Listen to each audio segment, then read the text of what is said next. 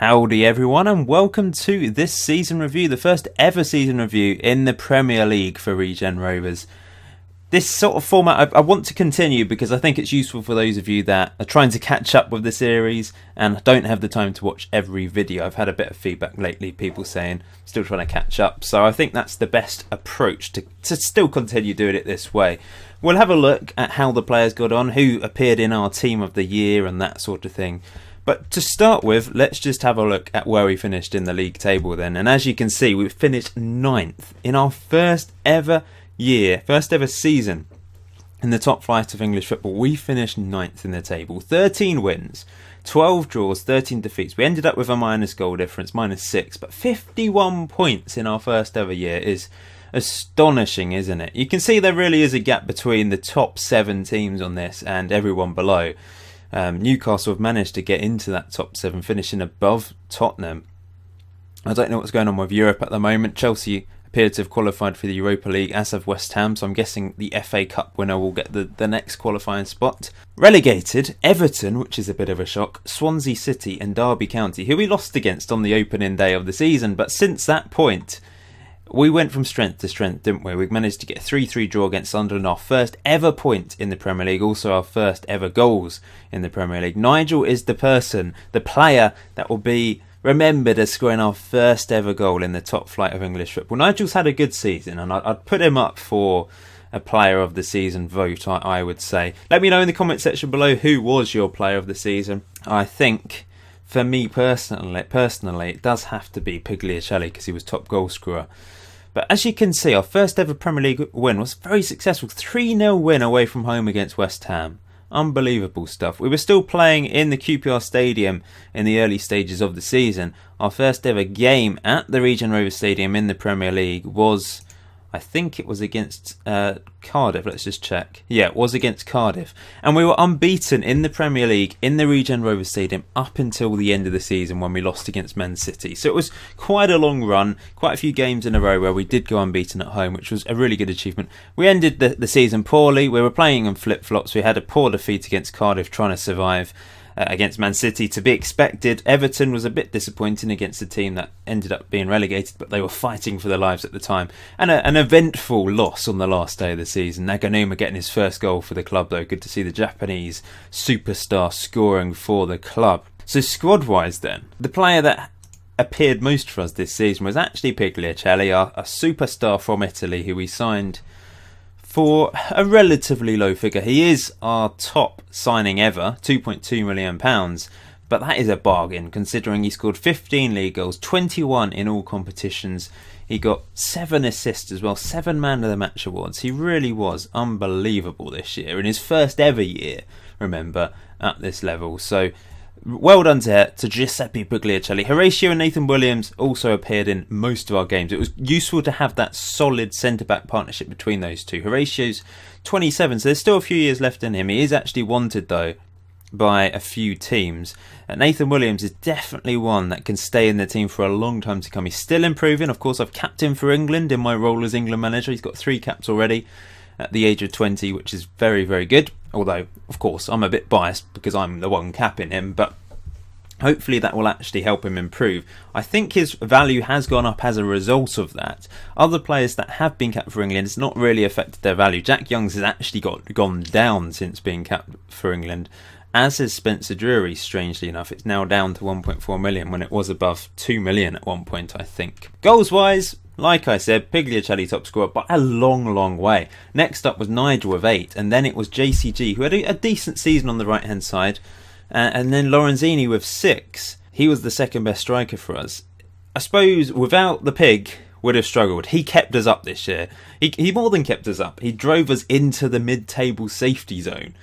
What a brilliant asset he is, and hopefully he'll stay next year. I'm hoping no one comes in for a big bid. He's worth 6.5 million. It will take a hell of a lot to sell him because he is just unbelievable. I still think maybe we could sign another top quality striker because we don't just want to rely on the pig. We need some other players here, don't we, I think. Assist wise, JCG was top with 9. I didn't realise he'd actually overtaken the pig, but he managed to get 9 assists. Pigliacelli with 7. Lorenzini, Pasquale, Garber and Nigel all got 5 assists. Nigel had a good start to the season with his assists, and they just dipped off a bit. I suppose he played well for probably the first 2/3 of the season, but towards the end, when he was in his flip-flops, it did drop off, and that's why his average rating wasn't quite as high. Man of the match wise, Pigliuccelli easily the highest. Vianello, Johnston, Garber, Nigel and Horatio all got 2 each. But average rating wise, Jonathan Edwards actually top, but that was only in 6 appearances, remember. He was our backup defender and he was playing in the easier fixtures, especially the EFL Cup. The most meaningful average rating is really for Horatio and Pigliuccelli, 7.04. Both of them really good. Nathan Williams, 7.03. Despite conceding lots of goals, getting a minus goal difference, without those two at the back, it would have been even higher. And Kay as well in goal really helped us, 7.02. And Austin towards the end of the season put in some good performances as well when Kay was injured with a 7.0. Reeve Koch as well, in his time that he was here, did have a couple good games. Short in the middle, excellent once again from him. Unsung hero, just making tackles, really helping us this season with a 6.99 average rating. If we have a look at the value of the players, he is actually the most valuable player. He's got a new contract for the next 3 years. He's earning a bit more and he's worth a huge amount because of that. Gary Johnston, we have to decide on. Will he leave Southampton at the end of the season? Will they offer him a new contract? Even if they don't, I don't think I'll go for him. A couple of people said I should because he's a quality player and I think they think he'll come through in the end and be a good player, but he just seems to, his stamina and natural fitness are relatively high, but he just seems to get really tired every game. That might be because of the position he's playing in, I don't know. So I might investigate that. I still have to decide what to do about him if he is released, and possibly I might not be able to afford him if he wants stupidly high wages, remember. Under 23 wise, top goal scorer was actually Stephen Lynn, but that was his spell out on Hamilton. So he had a good year in Scotland, the guy that we signed last year on a free from Man City. Things are going down at the moment in training. I don't know if that's because it's the end of the season, but maybe he can turn into a decent player for us. He does have a bit of potential. Spencer Drury had a very good year in the under-23s. Didn't score in the first team very often at all. Scored more for England than the Regen Rovers first team, I think. But for the under-23s, 20 goals, 10 assists. Luca Colonna actually had the same number of goals as Jack Young this season in fewer appearances. Interesting from the San Marinian. Is that right? Maybe. But he's just, I only signed him because he's from San Marino, to be honest. He's just going to be in the under-23s and then we'll let him go in a couple of years, I guess. Maybe I should play him in one first team game at some point. So then, team of the season. Well, it was a bit bizarre, to be honest, because Lorenzini has ended up winning player of the season and I don't know why. How has he got it? He hardly played. Came off the bench quite a few times. 7 starts, 15 sub-appearances in the league, 3 goals, 2 goals in the FA Cup, 1 goal in the EFL Cup. So 7 goals, was it 6 goals? 6 goals in competitive first team games. And he's won player of the season. I think it's because he's now a fan favourite because of his couple of really good years with us, helping us get promoted, especially the first year in the Championship. It was insane. And we've seen with Danny Bye, he didn't have to do much to win player of the season, did he? Because he was a fan favourite. Fortunately, that's ended now. But Lorenzini is the new Danny Bye, appears to be, because he was ahead of Pigliuccelli by 13%. What the hell was going through the fans' minds there? That doesn't make any sense. Horatio was third, a deserved third, I would say, with 20%. But there is a poll on Twitter, so you can vote for your player of the season out of 4 that I've picked. But if there's any standout players you think deserve some credit, put it in the comment section below. Pigliuccelli goal of the season, we'll have a look at that in a second. Nathan Williams signing of the season, young player of the season. Team of the season, despite Lorenzini being player of the season, he's not in team of the season because Pigliuccelli's up front. I think this is decided by the game, so statistically who is the best team for us this year. So our 2 players on loan, or 3 players on loan, Vianello, Bettenstad and Johnson all made it into that team. This is the best 11 now for this season, so the bench does consist of Lorenzini. Spencer Drury's also on there. But let's have a look at goal of the season. I can't actually remember this. Oh, I do. It was actually in a live con, wasn't it? He dribbled around a few plays, slammed it home. Really good goal. Doesn't look quite so dramatic in super slow motion, but it was a really good goal, and it won a Goal of the Month award for the Premier League, so he definitely deserved that. apologies for the gap between the last episode and today's episode. I was away at the weekend, so I was unable to get this recorded and uploaded. Also, my West Ham series, that has kind of had a little bit of a break the last couple of weeks. I haven't been playing the save, but I will get back into it at some point. It's always going to be a background save, so those of you waiting for that to come out, you might have to wait a bit longer. It's just a busy time for me. It's the start of the summer now, and we're in the process of hopefully buying a house soon and then moving. But that is a long process. I mean, it probably will take at least 3 months to go through and then move. So yeah, that's going to keep us busy for a while as well. But I'm still going to try and get Regen Rovers out, West Ham series as well. It's kind of the reason why I've not done too much else this year. I was expecting this to happen at some point. Anyway, let's crack on. End of season team meeting. I think next year it's all about doing the same, really. I think realistically I should be saying relegation battle, and that was the right thing to say, and they're up for the challenge of staying up. The board are happy with me. If they weren't happy with me, there'd be something seriously wrong because of the incredible journey that we have had in this series.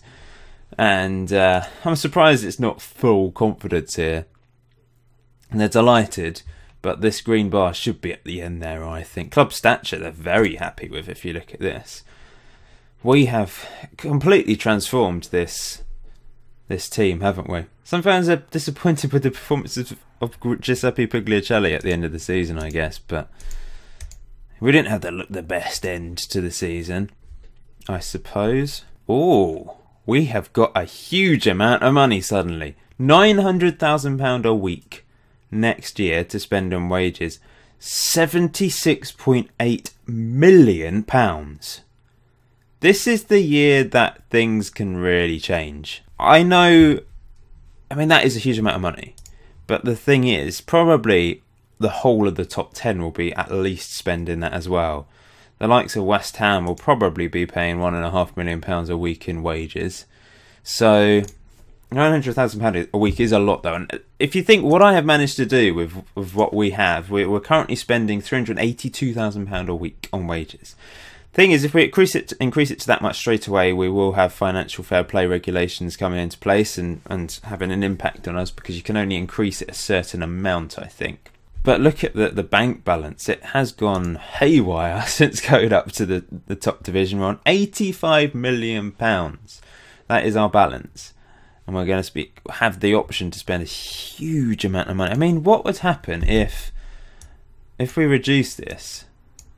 Like, all the way down. Go across, come on.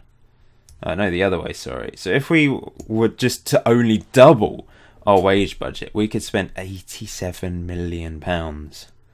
That is ridiculous. Like, we're not going to have to spend £900,000 a week or whatever it was on, because we're not going to increase it that much. I'm going to have to tie up some contracts. Like Pugliacelli probably deserves a new deal, but he's the highest paid player anyway, so maybe there's no point doing that. Let's just leave it at that for now. Let's leave it at £83 million, £750. We've got a lot of flexibility there. Wow, this season is going to be... This could be a big one. We've already got into the top 10. Next year, can we push for Europe? Or will it be another relegation battle? Will that money... I don't want to splurge it all and completely ruin the team ethos and upset the players we have at the club, but there's certain positions that I definitely want to improve. The full-back positions, that's for certain. Probably bring in another top quality striker. Maybe improve the right wing. We've got JCG and Pascual, but I'm sure I can improve every player with this money, can't I? But I'm going to have to be careful that I don't go completely over the top. Anyway, as you can see here, youth facilities are going to be upgraded as well, which is very good news. They will be completed in October. So I mean, we need to improve all these things, don't we, to get better as a club. If we just have a look at this, I'm still on that Legends list. Players in the favoured personnel: Jack Young, Danny Byte, Enrico Lorenzini, Jonathan Edwards, Spencer, Lee Orford is still on that list. He's playing for Woking these days. Maybe I should call him up for England for one game. Let's just have a look at some of the Premier League statistics then before we go. So, Footballer of the Year was won by Zé Gomes, the Man City Portuguese player. He has been Pretty incredible. Goal of the season, Jordan Rosita for Everton versus Derby. Manager of the year, I mean, I should really be on this considering the circumstances, but the Man City manager has won. Players Player of the Year was Park Geun-jae. Players Young Player was a Man City player, Ricardo Martins. And the top goal scorer was Lloyd King, the England striker who plays for Arsenal. Incredible season, 33 goals in the league. Gomez got 27 and Ochebinti got 23 for West Ham. But I guess Pugliacelli might be up there. Let's just have a look. Player detailed. If we have a look at goals, there's Pugliacelli, 16th highest goal scorer in the league. He got 15 league goals. Obviously, the rest of his goals were in the cup competitions. So I think we'll end the video here. It's been quite a short season review, I know. But quite simply, we had an incredible season. There's not a huge amount to go into. But we've got a huge amount of money to spend next season. So this pre-season's there's going to be some big changes, I think. We will be able to spend money. Hopefully the wages, although the wages have gone up to £900,000, we can spend that if we want. But the main thing is that we can spend more than about £40,000 a week on an individual player. We need to be spending up there, like 80k, 90k a week if we want to bring in the real top quality players. We want to bring in another top quality striker, I think. Possibly a winger, maybe an attacking midfielder, especially if Gary Johnston doesn't stay, if we don't sign him permanently. Fullbacks I need to concentrate on as well. And possibly another defensive midfielder to rival Schultz. I don't know. I mean, it would be a shame to just replace every single player because there's some of these players have just come with us quite a few seasons. And then there's other players that come in recent years like Lorenzini, Pugliacelli, Kay that have certainly been very good players at this top level and deserve to stay. And of course, we've got Jack Young, who has to stay at the club, and he always will. By the way, I want to try and give him a coaching badge. How do we do that? Because I think when they get to the age of 30, we're able to get them to train up to be a coach. But I'm not certain how you do it. Is there something? Do you have to speak to him? Interaction, praise player, warm player, advice? I can't see anything here to ask him to be a coach. So if anyone knows, please let me know and I will do that. Anyway, thanks for watching today's video. Please hit that like button. The start of the next season. It probably will be a few days break this time round. Just because I need to play through pre-season. There's going to be a lot of changes going on. Also, like I've said, I am busy at the moment. But I'm sure you understand. But until next time, enjoy Football Manager. If you want to send in a logo, then please do, and we'll do a poll very soon to decide a new logo for the club or possibly keep the same logo. I'll see you very soon, guys.